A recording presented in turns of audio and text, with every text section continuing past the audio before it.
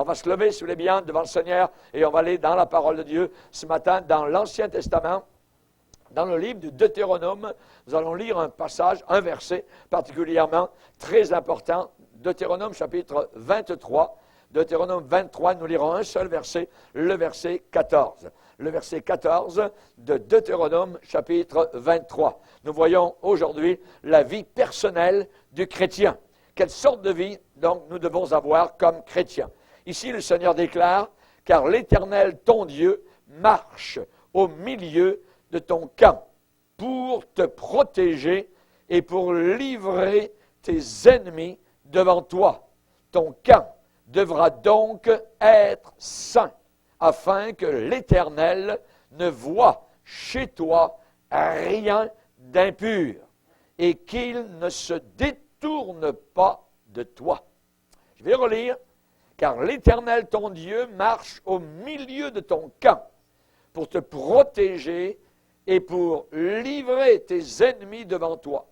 Ton camp devra donc être saint, afin que l'Éternel ne voie chez toi rien d'impur et qu'il ne se détourne pas de toi. » Amen.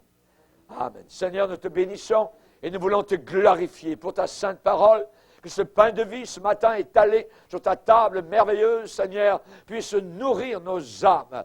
Nous voulons cette manne, Seigneur Jésus, afin qu'elle nourrisse abondamment cette âme assoiffée à l'intérieur de nos corps. Nous prions maintenant, Seigneur, et nous lions la puissance de Satan, afin que l'évangile de gloire puisse avoir un libre accès à chacun de nos cœurs. Nous te demandons ces choses au nom de ton Fils bien-aimé et bien vivant, ressuscité des morts, Christ Jésus. Amen. Et tout le peuple dit Amen. Amen. Gloire à Dieu. On peut s'asseoir, frères et sœurs. Alléluia. J'aimerais vous parler ce matin sur la vie personnelle du chrétien. Comment le chrétien doit vivre sa vie personnelle. C'est-à-dire, notre vie personnelle ne se vit pas à l'intérieur de l'Église, des murs de l'Assemblée. Mais elle se vit chaque jour et c'est cette sorte de vie que nous allons voir donc maintenant. Et on voit que le Seigneur, dans ce passage, va dire « L'Éternel ne veut rien voir d'impur dans ta vie, afin qu'il ne se détourne pas de toi. » Afin que Dieu ne s'enlève pas de toi. Afin que Dieu reste avec toi, donc garde et une vie pure, une vie sainte, une vie à part, une vie propre. Et comme chrétien, moi personnellement, je sais que si ma vie n'était pas remplie du Saint-Esprit, je sais que si je ne marche pas dans la sainteté, la main de Dieu va sauter de ma vie. La main de Dieu va s'enlever de ma vie. Je vais tomber comme Samson est tombé, a eu les deux yeux crevés, n'a plus rien vu. Et je sais que si je ne marche pas dans la sainteté, ma vie va être un naufrage. Un naufrage. La parole de Dieu nous dit que certains ont fait naufrage par rapport à la foi. C'est-à-dire que le cœur s'endurcit. Le péché a un effet d'endurcissement et l'on devient dur, l'on devient endurci face à la parole du Seigneur. Ici, on parle du camp de Dieu. L'Éternel, ton Dieu, marche au milieu de ton camp. Dieu a dit, le Seigneur a dit, Jésus a dit, je suis présent au milieu de mes enfants. Là où 2 ou 3 et plus, évidemment, sont réunis en mon nom, unis ensemble en mon nom, je suis présent. Je suis là. Et nous voulons évidemment la présence de Dieu au milieu de nous. Pourquoi? Parce que dans le monde religieux, on peut se réunir. On peut se réunir pour chanter des cantiques. On peut se réunir pour toutes sortes d'activités religieuses. Mais cela ne signifie pas que Dieu est véritablement au milieu. L'église de Laodicée était une église qui se disait chrétienne, qui avait une Bible, qui supposément élevait le nom du Seigneur. Mais Dieu n'était plus au milieu. Puisque Christ dit, je frappe à la porte, ça veut dire qu'il l'avait mis à la porte, ou que Christ avait dû abandonner cette Église. L'Église continuait, mais la présence de Dieu n'était plus là. Et le Seigneur de dire, l'Éternel ton Dieu marche au milieu de ton camp, pour te protéger, pour te garder, et pour livrer tes ennemis devant toi. Ça veut dire pour te donner la victoire contre les faux prophètes, contre les séducteurs, contre l'impureté, contre la saleté, contre les mauvais désirs. Voyez, ton camp devra donc, si tu veux garder la présence de Dieu, ton camp, ton assemblée, ta vie personnelle devra donc être pur. Pur, voyez. Ton camp devra donc être saint, afin que l'Éternel ne se détourne pas de toi. Afin que l'Éternel ne se détourne pas de toi. Le camp de Dieu, c'est quelque chose de très important. Et il ne doit y avoir rien d'indécent. Rien d'indécent au milieu des enfants du Seigneur. On parle ici de sainteté. On parle ici de mise à part. On parle ici d'être différent. Voyez, on est différent du monde. Le Seigneur a parlé au travers de sa parole. Il a dit, vous serez saints parce que vous êtes mes enfants. Et donc, comme je suis saint, vous aussi, vous serez saints. Nous voulons imiter, nous voulons ressembler à notre Dieu. La Bible déclare... c'est pourquoi, donc, si vous invoquez comme Père celui qui juge l'œuvre de chacun, chaque personne, de chaque chrétien, sans exception de personne, le Seigneur n'a pas de passe-droit pour personne. Il n'a pas de favori. Il juge l'œuvre de chacun sans exception de personne. Alors, conduisez-vous, et votre conduite, on parle ici de la conduite, conduisez-vous avec crainte pendant le temps de votre pèlerinage. Avec crainte, parce que vous avez été rachetés, non pas avec de l'or et de l'argent, mais avec le sang précieux de notre Sauveur Jésus-Christ. C'est pourquoi la Bible déclare, puisque celui qui vous a appelé est saint, vous aussi soyez saints dans toute votre conduite. Selon qu'il est écrit, et dans l'Ancien Testament, il était écrit, vous serez saints parce que je suis saint. J'ai connu un homme, dans les années 70, dans ma première année d'école biblique, qui est venu à l'école biblique, un homme de Dieu, un grand homme de Dieu. Et il m'a proposé de le suivre, parce que il y avait, partout où il allait, il avait de grands réveils spirituels. Et c'est un homme, moi personnellement, un des plus grands évangélistes, je dirais, dont j'ai jamais entendu parler. Et il y avait quelque chose à son sujet qui me faisait penser si je pouvais être comme lui. C'est un homme que Dieu a utilisé dans différentes parties du monde, dans un certain pays d'Afrique, le pays entier, un pays entier a été bouleversé de son ministère, totalement bouleversé. Les miracles de toute la Bible se manifestaient au travers de sa vie. Et il était de passage au Canada, et il est venu à l'école biblique, et il est venu dans ma chambre pour me parler, pour vraiment me demander de le suivre. Et j'ai dit non, je viens de commencer l'école biblique, j'aimerais bien, tout ça. Et je le regardais de la tête aux pieds, il me semblait, où est-ce que je peux voir Jésus au travers de lui, parce que c'était merveilleux, Dieu l'utilisait donc puissamment. En Afrique, tous les miracles, les sourds, les paralytiques, les muets, les possédés, il allait dans les prisons, il y avait des gens possédés derrière les barreaux, et les gardiens de prison avaient peur d'entrer dans ces prisons parce qu'il y avait des hommes possédés. Lui entrait directement, chassait les démons et les personnes redevenaient tout à fait normales. Donc un homme de Dieu tout à fait puissant. Mais, cet homme avait une attitude, a eu, plus tard j'ai appris, une attitude envers le sexe qui n'était pas pure, qui n'était pas sainte. quelque temps après, on a appris qu'il n'était plus dans le ministère. Il a fait quelque chose d'autre. Il est devenu un épicier. C'est misérable. Alors qu'il aurait dû continuer à gagner des âmes par milliers dans la moisson du monde. C'est misérable. Un jour, je me suis retrouvé dans une assemblée en train de prêcher. Il était au fond, assis, en train d'écouter le jeune homme qui était venu rencontrer au Canada pour l'emmener avec lui. Moi, j'étais dans le ministère et lui n'y était plus. C'est quelque chose de triste à mourir.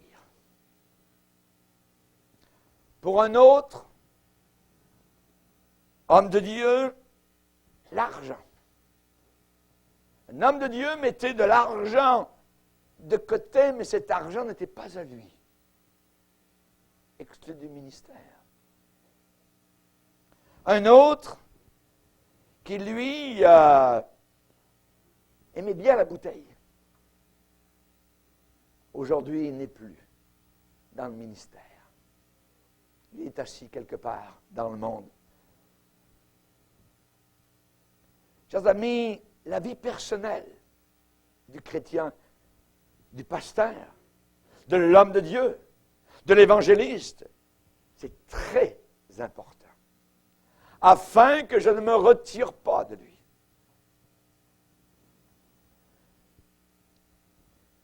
Dans ces années où j'ai été à l'école biblique, nous avons eu un directeur d'école biblique qui venait de Suisse et qui un jour était pasteur et est arrivé à l'église avec un œil au beurre noir en racontant que sa femme, vous voyez, l'avait poussé, qu'il était tombé sur le cadre de la porte, c'est une histoire à bric-à-brac. En réalité, c'était le poing de sa femme.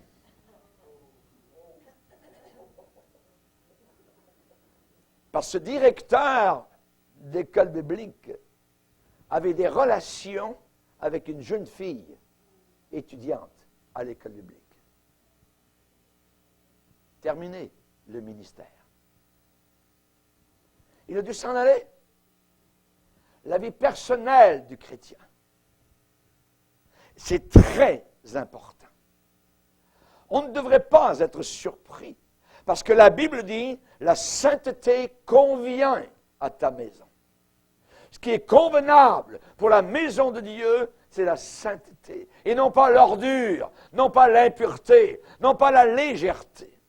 Malheur à celui qui fait avec négligence l'œuvre de l'Éternel. Quelqu'un un jour a dit, quand je regarde dans mon cœur, j'y vois les profondeurs de l'enfer. Regardez bien dans votre cœur. Regardons bien les choses en face. Nous sommes dans une guerre spirituelle. Ce n'est pas une petite affaire. Et le diable travaille, nous cible, chacun d'entre nous. Nous allons relire un passage qui est très important dans Éphésiens chapitre 6.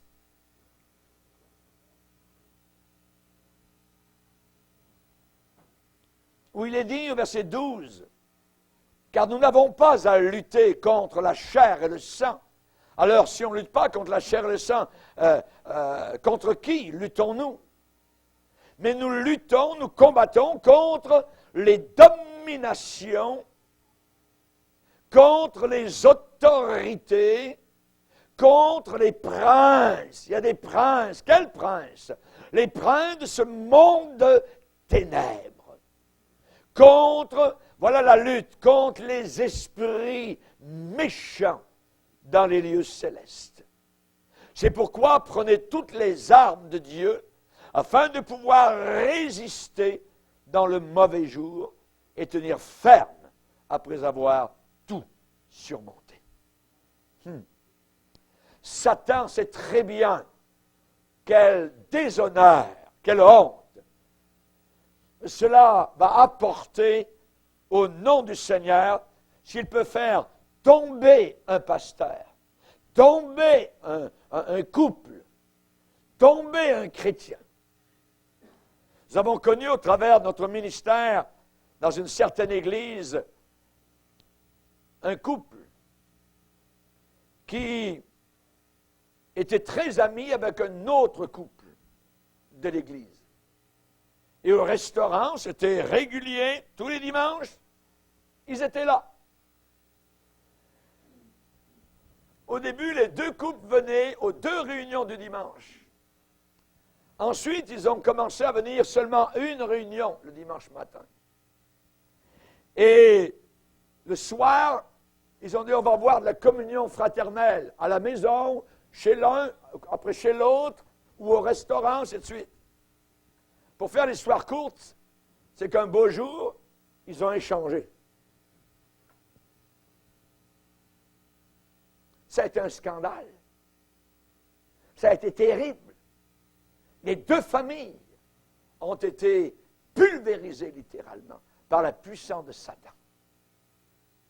Nous devons être sur nos gardes régulièrement. Nous devons faire toujours attention à nos pensées. Fraternité, oui. Convoitise, non. Fermez la porte au diable avant qu'il ne puisse vous avoir.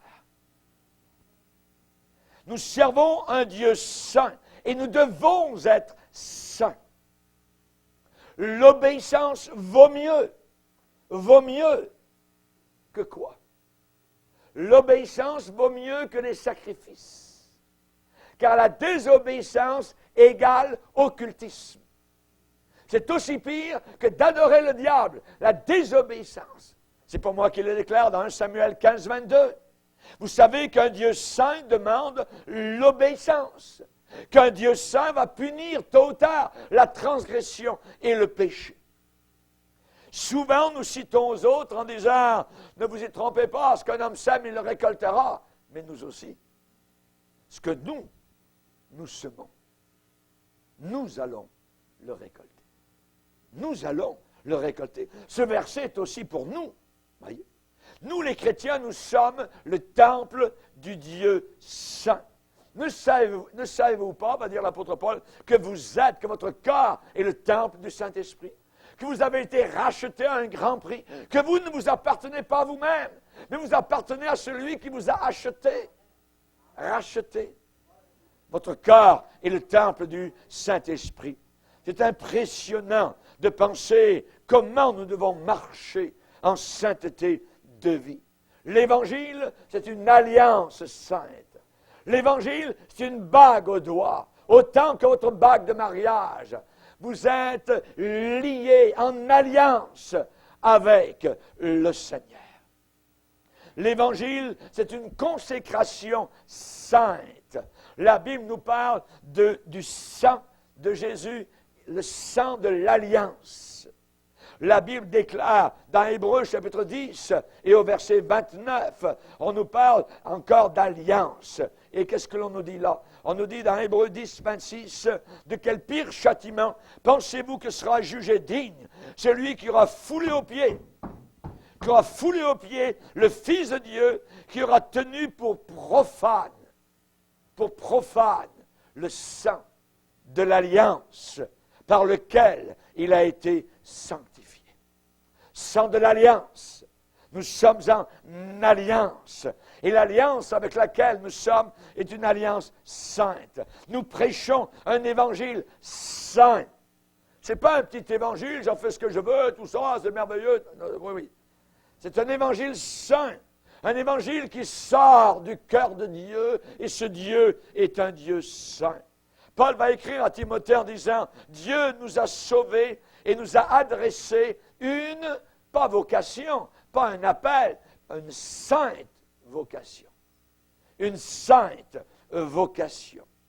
Nous n'avons pas reçu l'esprit du monde. Nous avons reçu l'esprit de Dieu. Amen. L'esprit de Dieu.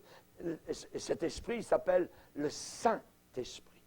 le Saint-Esprit. C'est un esprit différent, un esprit à part, un esprit de sanctification. Qu'est-ce que la sainteté? C'est quoi la sainteté? La sainteté, c'est être en bonne santé spirituelle.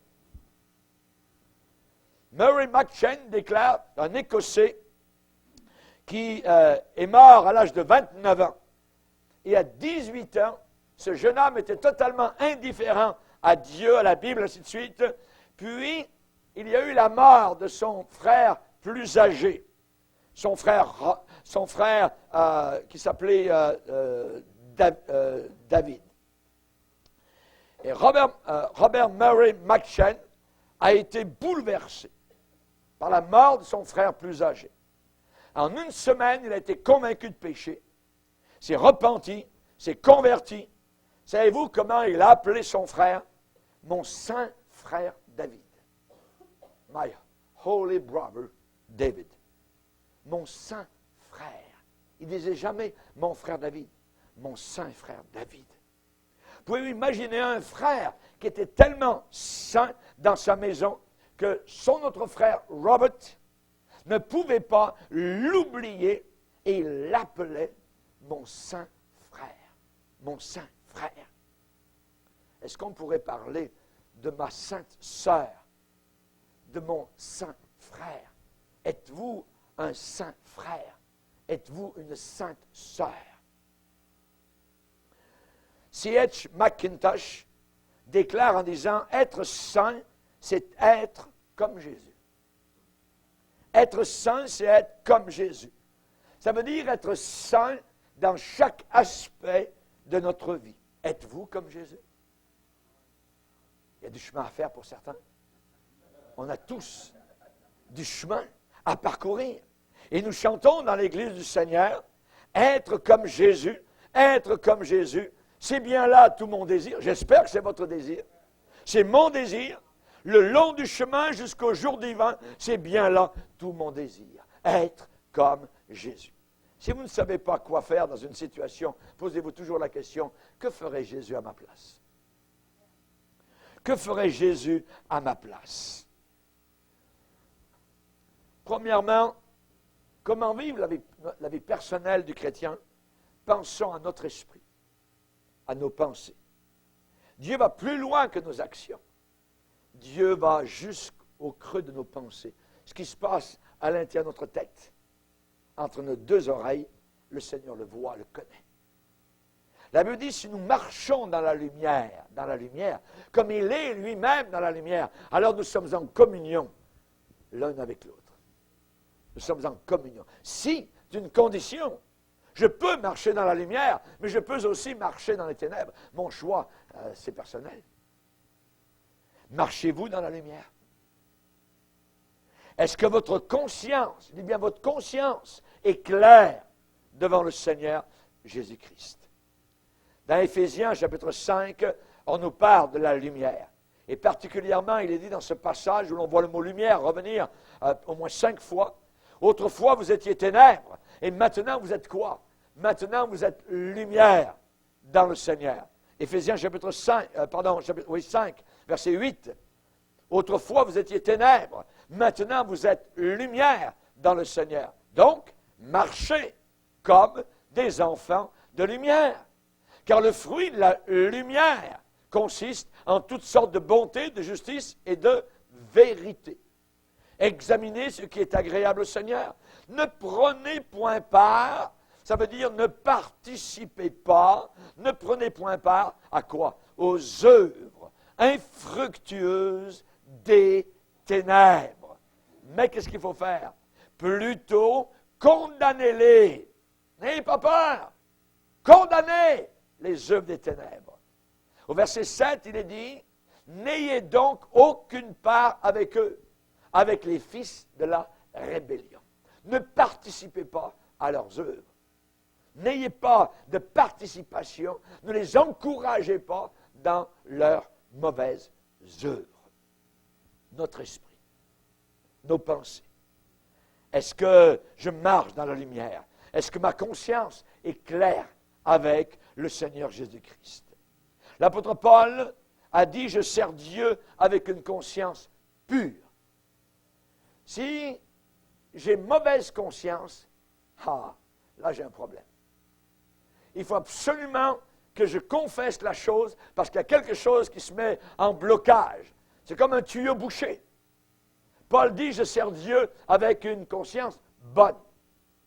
Une bonne conscience. C'est très important parce que la conscience parle. Elle me dit, là, il y a quelque chose à régler.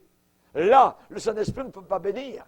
Là, il faut que tu règles ce domaine-là. Sinon, le Seigneur peut se retirer de ton camp. Nous l'avons lu tout à l'heure. Voyez? Et nous avons l'exemple, même d'hommes de Dieu, de pasteurs, qui étaient des trompettes angéliques et qui sont devenus totalement des trompettes diaboliques. Lisez avec moi dans Acte 23. Dans Acte 23, au verset 1er, la Bible dit que Paul, les regards fixés sur le Sanhédrin, dit, « Hommes frères, c'est en toute bonne conscience que je me suis conduit jusqu'à ce jour devant Dieu. » Il dit, « En toute bonne conscience. » Prenez le chapitre suivant, chapitre 24, verset 16. Chapitre 24, verset 16, acte 24, 16. C'est pourquoi je m'efforce, ça veut dire, je fais des efforts d'avoir constamment, ça veut dire toujours, une conscience sans reproche, devant Dieu et devant les hommes. Si votre conscience vous fait des reproches, ça veut dire qu'il y a un problème, il y a une chose qui est là. Voyez, il y a un obstacle. Et Dieu ne peut pas bénir pleinement et totalement. Il faut que je m'occupe de cette chose-là. Et on voit évidemment que s'il y a des nuages qui couvrent votre amitié avec le Seigneur Jésus-Christ, il faut que mon ciel devienne bleu avec le Seigneur. Il faut que je règle cette chose-là. Est-ce que votre conscience est claire devant le Seigneur Jésus-Christ et devant les hommes? On voit que David a prié le Seigneur en disant « Reçois favorablement les sentiments de mon cœur, les pensées de mon esprit, ce que je pense à l'intérieur. Reçois favorablement, Seigneur, cette chose-là. » Amen. Certainement que Dieu ne pouvait pas accepter, recevoir favorablement quand il a convoité Bathsheba. Dieu ne pouvait plus, voyez, bénir David. Parce qu'il avait une conduite répréhensible. Pas irrépréhensible, mais répréhensible. Voyez. On va lire dans Hébreux 13. Hébreux chapitre 13, verset 18. Il est dit ici, priez pour nous. Priez pour nous, ça veut dire, vous pouvez demander des prières en notre faveur. Pourquoi? Car nous croyons avoir une bonne conscience, voulant en toutes choses nous bien conduire. Nous bien conduire. On veut bien se conduire. On veut marcher droitement. On ne veut pas mal se conduire. On veut bien se conduire. N'oubliez jamais, le Seigneur a dit, sans la sanctification, nul ne verra le Seigneur. S'il n'y a pas de sanctification, s'il n'y a pas de mise à part, je ne peux pas avoir les 2 pieds dans le monde et les 2 pieds dans l'Église. C'est impossible. Je ne peux pas avoir le meilleur des 2 mondes. C'est impossible. Je veux avoir le meilleur de Dieu et arrivera que pourra avec le reste. Amen. Alléluia. Gloire au Seigneur. Notre esprit, nos pensées sont très importantes. Dans la parole de Dieu, le Seigneur a parlé des pensées. Il a parlé qu'il allait plus loin. Il y a des gens qui pensent en disant, oh, vous savez, la loi, elle est terrible. Mais le Seigneur est allé plus loin que ça. Vous avez appris qu'il a été dit, tu ne commettras pas adultère. C'est un des commandements de Dieu que Dieu a donné du haut de la montagne du Sinaï. Mais moi, je vous dis, et il va plus loin que cela. Quiconque regarde une femme pour la convoiter, pour la dénuder, pour s'imaginer avec elle. Quiconque regarde une femme pour la convoiter a déjà commis un adultère avec elle dans son cœur. Si ton œil droit est pour toi une occasion de chute, arrache-le, jette-le loin de toi. Il vaut mieux qu'un seul de tes membres périsse que tout ton corps entier ne soit jeté dans l'enfer éternel. Notre esprit. Deuxième chose, vie personnelle du chrétien, la véracité. La véracité, être vrai, être authentique. Pas jouer un jeu, pas faire à croire, pas avoir une apparence.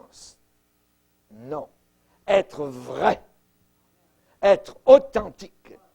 Si je veux avoir la puissance du Saint-Esprit, je dois être vrai dans ce que je dis. Dans ce que je dis, voyez. Si je suis vrai à l'intérieur, alors le Saint-Esprit va pouvoir travailler dans ma vie. On se rappelle Judas Iscariote, qui était un voleur, quand il a vu la bonne femme en train de répandre ce parfum très cher sur les pieds de Jésus pour quasiment rien du tout. Lui, dans son cœur, il s'est dit, voyons donc, hey, on aurait pu ramasser l'argent. Mais il a dit autre chose à Jésus.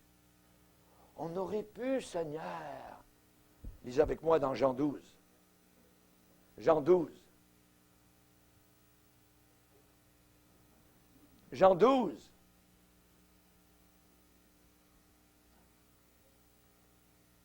Verset 3. Marie ayant pris, c'est Marie-Madeleine, ayant pris une livre d'un parfum de nard pur, de grand prix, très cher, oignit les pieds de Jésus et elle les essuya les pieds avec ses cheveux. Et la maison fut remplie de l'odeur du parfum. Un de ses disciples, Judas Iscariote, fils de Simon, celui qui devait le livrer, on voit que son cœur n'était pas droit. Pourquoi, Jésus, n'a-t-on pas vendu ce parfum 300 deniers pour les donner aux pauvres? Oh, qu'il est gentil! Ouais. Mais la Bible qui nous dit la vérité va au profond de son cœur. Il disait cela, non pas qu'il se mit en peine des pauvres, mais parce qu'il était un voleur, et que tenant la bourse, il prenait ce qu'on y mettait. Prétexte. Ce n'est pas un homme vrai. Judas Iscariote a pu arriver au point de livrer Jésus, parce que déjà dans son cœur, il était habitué, il avait un commerce avec le diable, et le diable est le père du mensonge. Il ne disait pas la vérité. Faites attention quand vous parlez à dire la vérité. Quand on vient en cour de justice, on demande de dire la vérité, toute la vérité, rien que la vérité. Et dans la plus grosse cour de justice de l'univers, on comparaîtra tous et chacun et on nous demandera de dire la vérité, rien que la vérité et toute la vérité. Tout ce qui est caché sera totalement dévoilé. Tous les scandales seront visibles. Il n'y a rien de caché, a dit le Seigneur, qui ne sera dévoilé. La véracité. Suis-je vrai dans ma vie personnelle?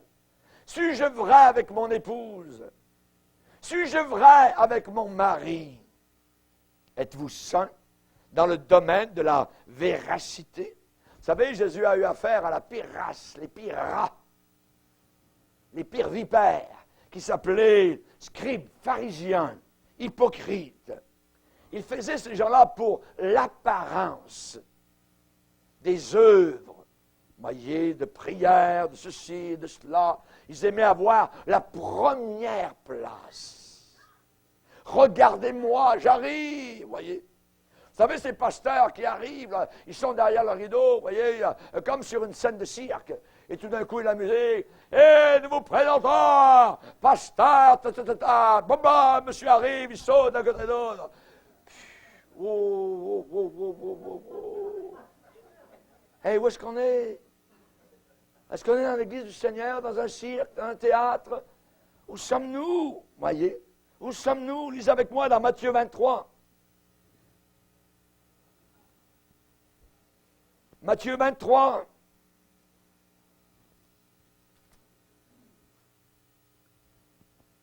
Matthieu 23, verset 3. Faites donc et observez tout ce qu'ils vous disent, mais n'agissez pas selon leurs œuvres, car ils disent, mais ils ne font pas. Verset 5, ils font toutes leurs actions pour être vus des hommes. Il y a des gens, il faut absolument que ce qu'ils fassent, il faut qu'on me voie. Regardez-moi, je suis là, j'ai cette place, voyez. Combien de problèmes sont venus dans les églises parce que des gens tenaient absolument à être ici sur l'estrade. Ils voulaient cette place. Généralement, les hommes de Dieu authentiques, il faut les tirer avec une crane, littéralement une grue, pour les amener, vraiment. Ça, c'est plutôt les vrais hommes de Dieu. Regardez au verset 14, ce que Jésus a dit. « Malheur à vous, scribes, pharisiens, hypocrites, parce que vous dévorez les maisons des vœux et que vous faites pour l'apparence. » Notez le mot « apparence » de longues prières. À cause de cela, vous serez jugés plus sévèrement. Vous serez condamnés. Il y aura différents niveaux en enfer. On le verra à la prochaine conférence. Regardez au verset 27. « Malheur à vous, scribes et pharisiens hypocrites, parce que vous ressemblez à des sépulcres blanchis qui paraissent. » Notez encore le mot « paraissent »,« paraître ». Ces gens-là font tout pour paraître, qui paraissent beaux au dehors et qui, au dedans, sont pleins d'ossements de mort et de toute espèce d'impureté. Vous de même, au dehors, vous paraissez, encore le mot « paraître », vous paraissez juste aux hommes, mais au dedans, vous êtes pleins d'hypocrisie et d'iniquité. Chers amis, nous devons faire attention. J'ai connu certains collègues dans le domaine de l'évangélisation qui revenaient des champs de mission et ils trompaient les gens en venant. Ils collaient des photos ensemble de foule pour que ça paraisse le double de personnes. Je connais un de ces hommes, dès que cela a été découvert, il a dû quitter le ministère. Il a été renvoyé. Il y en a un qui était derrière le rideau, dans une mission, et il attendait. Un grand monsieur très connu. Et il a levé le rideau, il a regardé juste avant la réunion, et il y avait juste quelques personnes, environ une vingtaine de personnes. Et il a dit au pasteur, il dit, non, moi je ne prêche pas. Vous prêcherez à ma place. Il est parti. C'est abominable. Moi et mon épouse, nous plaisons à prêcher dans les endroits les plus reculés de la terre, où parfois nous avons 20 personnes, où nous avons 40 personnes, où nous avons 12 personnes, mais ils ont besoin de l'Évangile. Et nous voulons faire comme Dieu a dit, tu iras là où je t'enverrai. Nous ne cherchons pas la gloire des hommes, nous cherchons à obéir au Seigneur. Obéir au Seigneur. Alléluia. Dieu donne son Saint-Esprit à qui? Il donne son Saint-Esprit à ceux qui lui obéissent.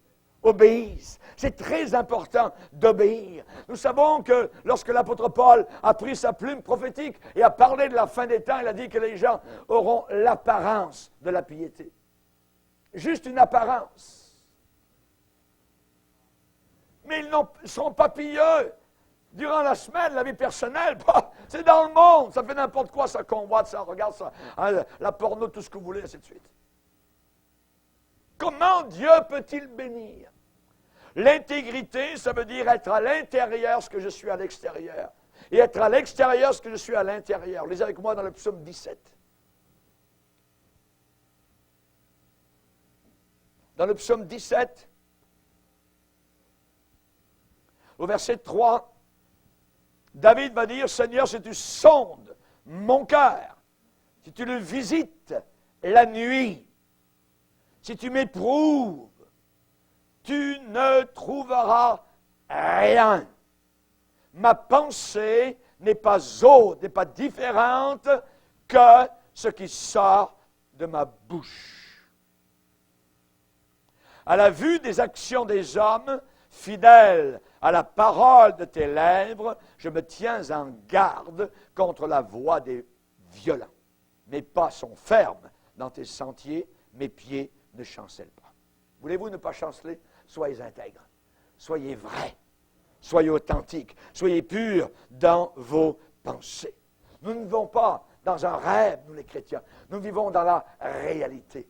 Nous les chrétiens, nous ne vivons pas dans la fiction. Nous vivons dans ce qui est vrai. Ta parole est la vérité. La grâce à laquelle vous avez été appelés, c'est la vraie, va dire l'apôtre Pierre en finissant son épître. Alléluia. Nous allons voir maintenant dans la vie personnelle du chrétien autre chose. C'est que le chrétien, dans sa vie personnelle, la gloire de Dieu doit être absolument son objectif. La gloire des hommes, vous pouvez cracher dessus. Jésus a dit à sa génération, comment pouvez-vous croire? Vous qui tirez votre gloire les uns des autres. Les uns des autres. L'orgueil humain, la gloire humaine endurcit le cœur. Endurcit le cœur. Nous servons Jésus qui est doux et humble de cœur. Et la gloire de Dieu doit toujours être notre objectif. Jean a dit, il faut que je diminue et que lui grandisse. Diminuer. Hey! Saül! Saul! Premier roi d'Israël. Quand tu étais petit à tes propres yeux, ne t'avais-je pas établi comme roi sur Israël? Quand tu étais petit. Mais aujourd'hui, tu es devenu trop grand pour tes pantalons. Alors, je vais te mettre de côté. J'ai choisi quelqu'un d'autre. Quelqu'un d'autre qui est meilleur que toi. Quelqu'un d'autre qui est meilleur que toi.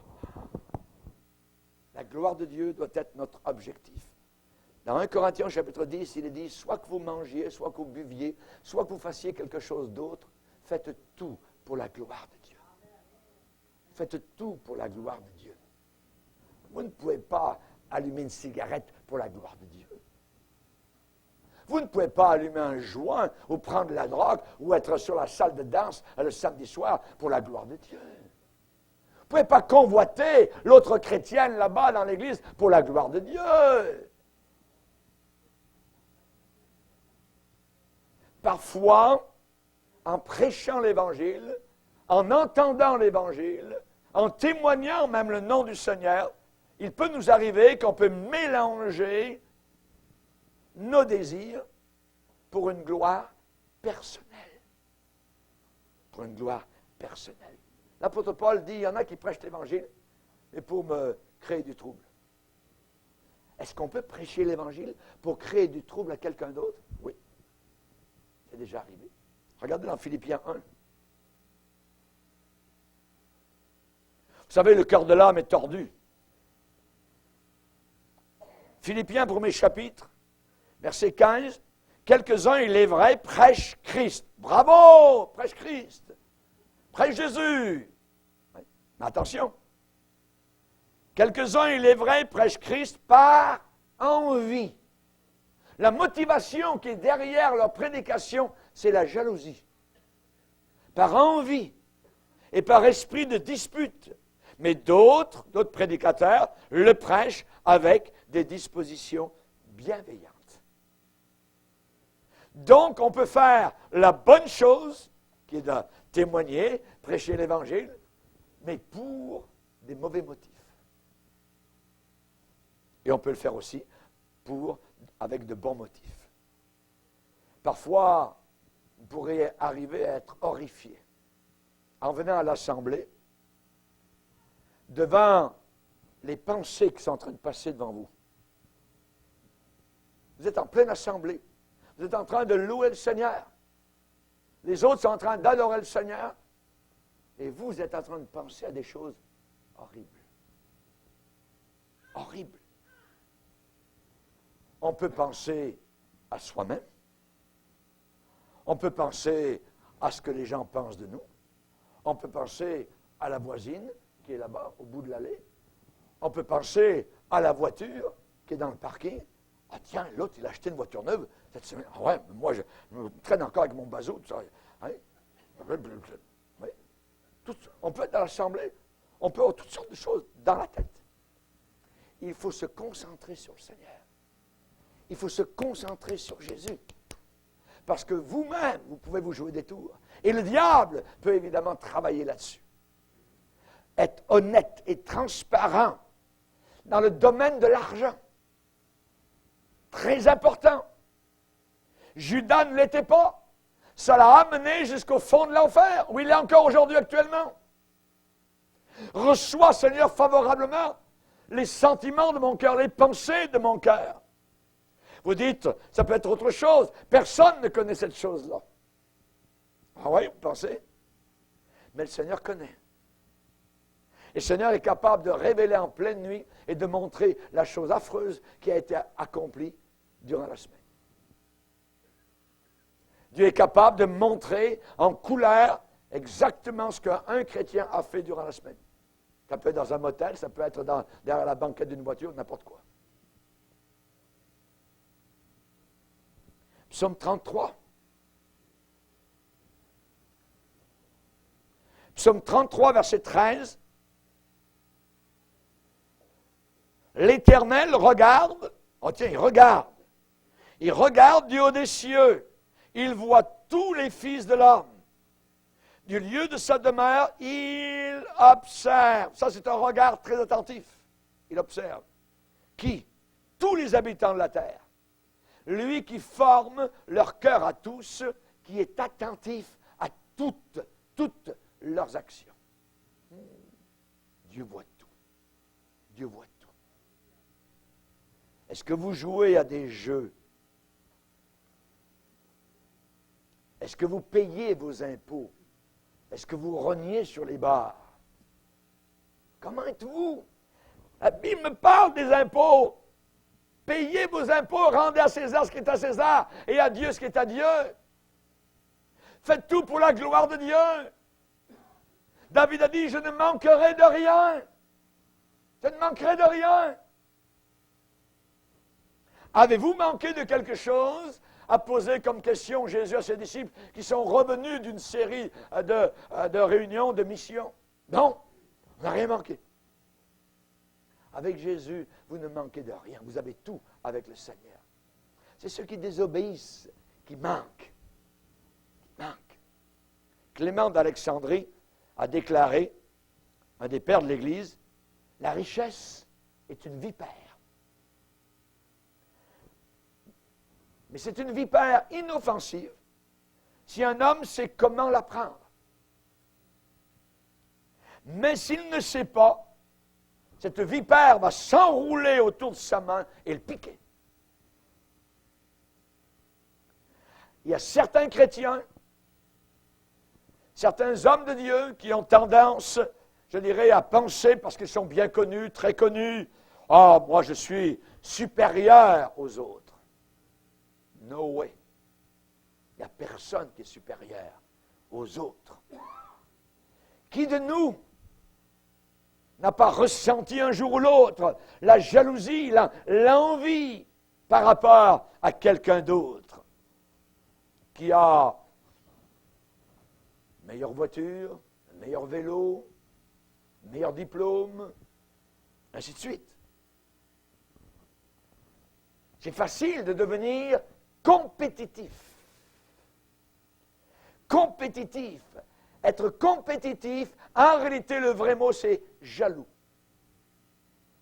Jaloux d'un autre. Saül était jaloux de David. David avait abattu le géant Goliath. Et le roi Saül était jaloux à partir de ce moment-là. Et sa jalousie l'a amené jusqu'à ce que sa couronne roule sur les montagnes de Gilboa et qu'il se suicide sur son épée. Sa jalousie, pendant des années, l'a amené jusqu'à la mort. Quelqu'un d'autre a de meilleurs résultats que vous? Moi, dans le ministère, j'ai connu des personnes qui étaient tellement jalouses d'autres pasteurs, parce que d'autres avaient de plus grosses réunions, avaient de meilleurs résultats, avaient des grands reportages sur des magazines chrétiens, ou parfois même faisaient des titres de journaux chez les païens.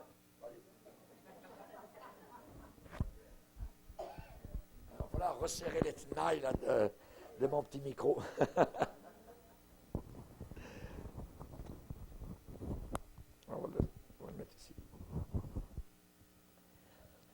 d'autres avaient de meilleurs résultats, avaient je dirais, de plus gros ministères, ainsi de suite. Et certains sont devenus compétitifs, même dans le ministère. Et certains se sont mis à prêcher l'Évangile avec jalousie. Et non plus pour élever Christ. Faites tout pour la gloire de Dieu. À une église, le Seigneur a dit, je suis celui qui sonde les cœurs et les reins. Ça veut dire, les reins, c'est la motivation. Pourquoi je fais ça? Je peux faire une bonne chose, mais je peux la faire avec des motifs très mauvais, très méchants. Alors la personne va devenir compétitive, jalouse d'une autre, et la personne va commencer à saper, à miner l'autre personne, à dire des paroles blessantes pour l'autre, juste pour le diminuer, juste pour l'abaisser. L'apôtre Paul a dit, Christ sera glorifié dans mon cœur, soit par ma vie, soit par ma mort. Non pas à nous, Seigneur, mais à toi, donne gloire à ton nom. Amen. Psaume 115, verset 1er. Dans Galates, au chapitre 5, il est dit, ne faites rien par vaine gloire, par gloire personnelle. Hein, regardez-moi, ainsi de suite. C'est ce que faisaient les pharisiens. Ouais. Dans Galates, chapitre 5, verset 26, il dit, ne cherchons pas une vaine gloire, une gloire qui ne vaut rien, qui ne sert à rien, en nous provoquant les uns les autres, en nous portant envie les uns aux autres, en nous jalousant les uns les autres. Il y a toutes sortes de troubles, se provoquer les uns les autres, se jalouser les uns les autres, se mordre les uns les autres. Non, non, non, non. Qu'un lion mord, pas de problème. Mais qu'une brebis morde, ça ne va pas bien. Une brebis en train de mordre une autre brebis, on dirait que ça ne fit pas. Vous voyez? Nous allons voir un autre domaine dans la vie du chrétien, notre sexualité. Il y a plus de chrétiens, plus de pasteurs qui ont coulé à cause d'une tentation sexuelle que peut-être dans aucun autre domaine de leur vie. Êtes-vous saint dans votre attitude sexuelle? C'est la raison pour laquelle ceux qui sont mariés, qui ont une épouse, la Bible dit, ne vous privez pas l'un de l'autre. Très important, la Bible ne dit rien pour rien.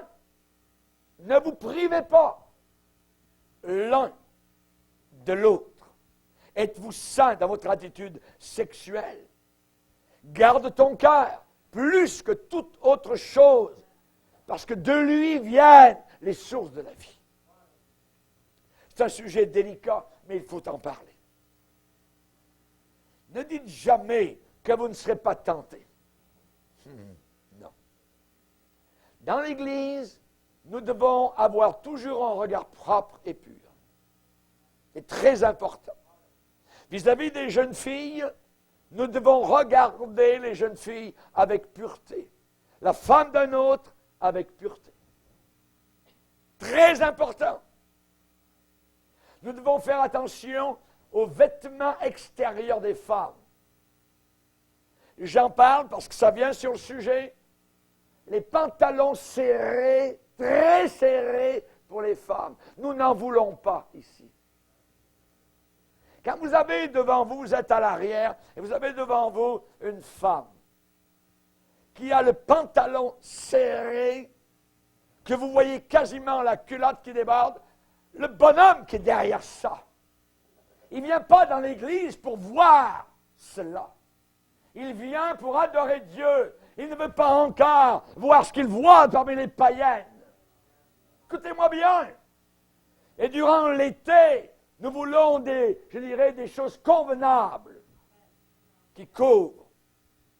La Bible nous dit qu'il y a une manière de se conduire à l'intérieur de l'Église chrétienne.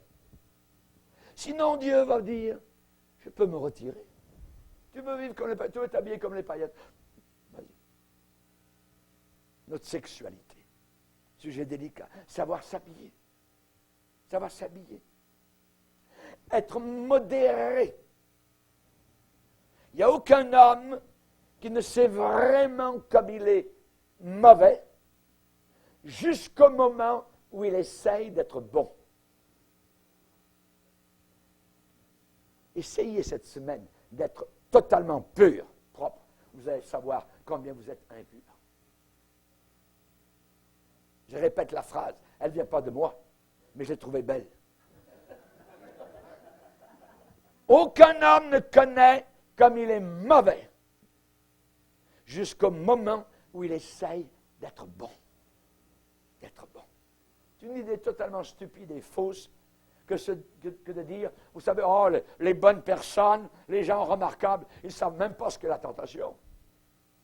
Tout le monde sait ce qu'est la tentation, même Jésus.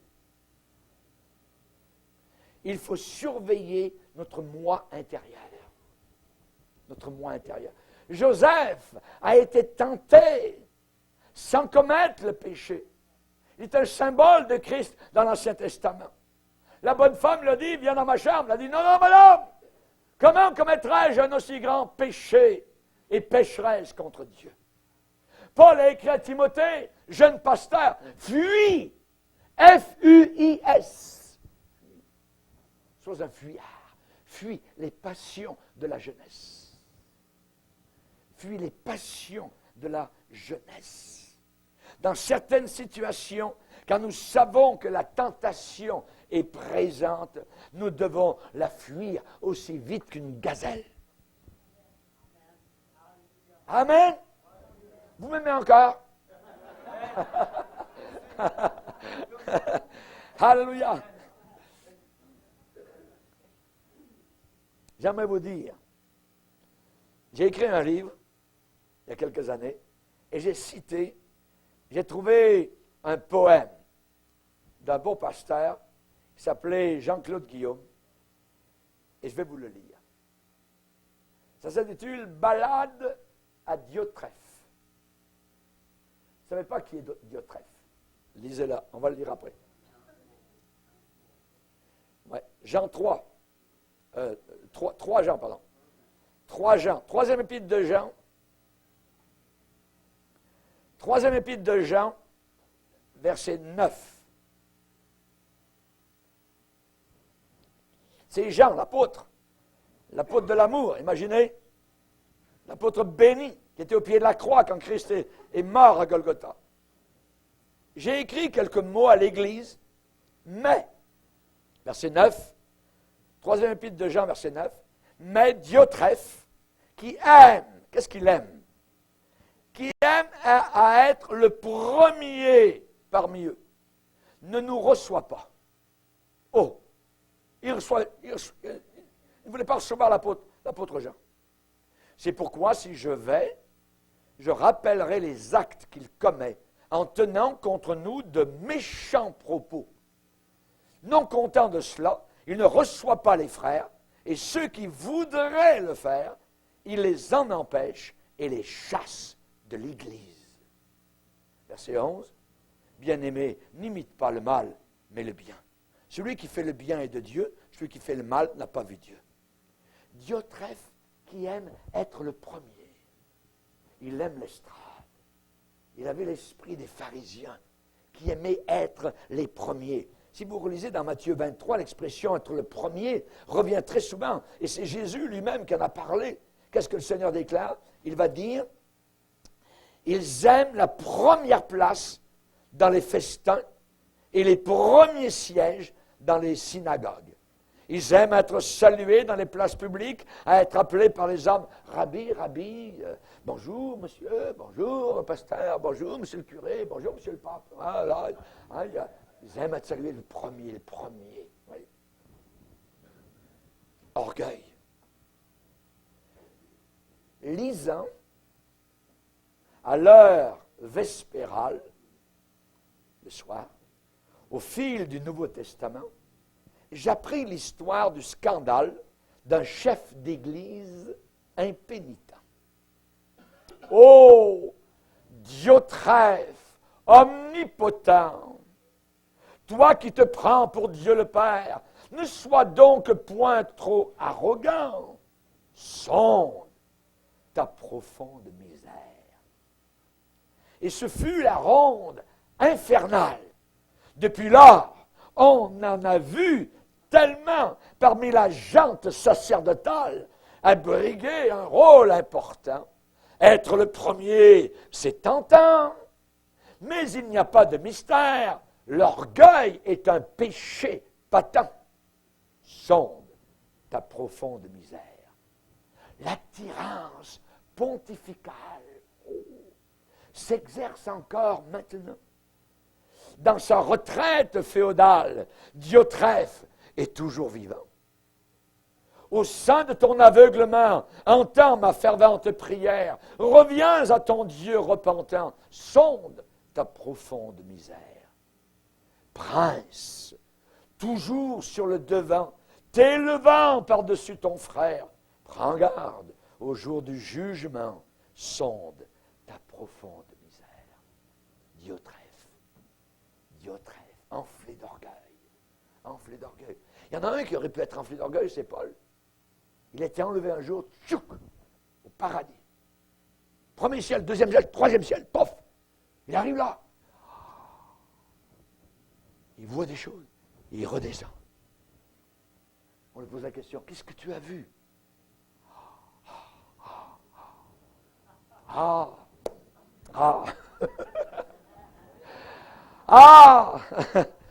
Merveilleux! Les paroles ineffables qui n'est pas permis à un homme de répéter ici-bas sur cette terre. C'est glorieux. Et à cause de ces révélations, là, il avait pris du galop. Paul aurait pu, évidemment, s'enfler d'orgueil. Mais le Seigneur a permis à un démon, au diable, de lui envoyer une écharde dans la chair pour qu'il ne soit pas orgueilleux, qu'il reste toujours dans ses petits souliers de poussière. Tu es poussière et tu retourneras dans la poussière. Amen. C'est ce qui est à l'intérieur qui a été sauvé.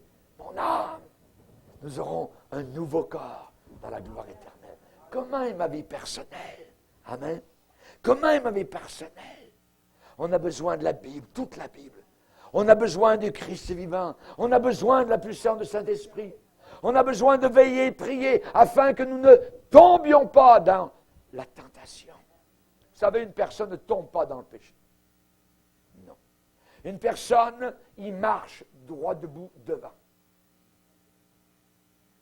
Une personne ne tombe pas dans le péché.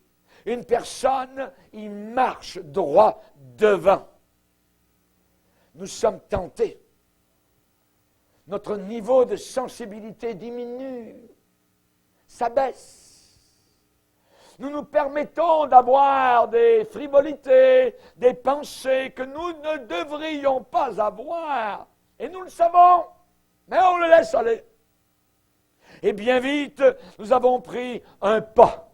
Et le Saint-Esprit ne semble même pas percer jusqu'à notre cœur, nos consciences. Puis ensuite arrive le crash final. Tout s'écroule. Tout est dévoilé. Et tout le monde dit, oh, comment une telle chose a-t-elle pu arriver? David a écrit, quand il a appris que le roi Saül s'était suicidé. Comment des héros sont-ils tombés? Comment ça s'est passé? Petit à petit, goutte à goutte. Touc, touc, touc. C'est goutte après goutte. Mais une goutte qui tombe continuellement peut fendre un mur entier. Baissons nos têtes, prions le Seigneur.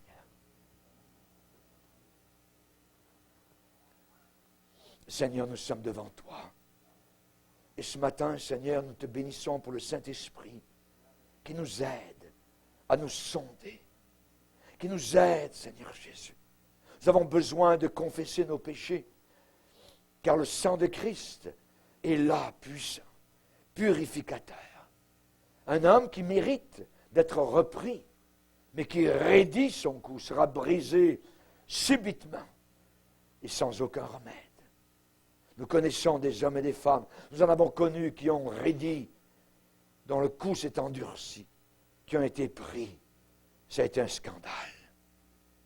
Seigneur, nous avons besoin de la sainteté dans notre cœur.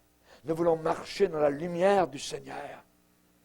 Nous voulons avoir une conscience propre, claire, avec toi. Nous savons, Seigneur, que notre succès, notre réussite sera en rapport égal avec notre sainteté. Suis-je saint devant toi, Seigneur? Alors viens, Seigneur. Inonde-moi de ton sang. Plonge-moi dans la fontaine de sang. Éclabousse-moi du sang du calvaire, afin que je sois purifié, lavé, pardonné. Merci, Seigneur, de nous avoir parlé encore aujourd'hui. Amen. Amen.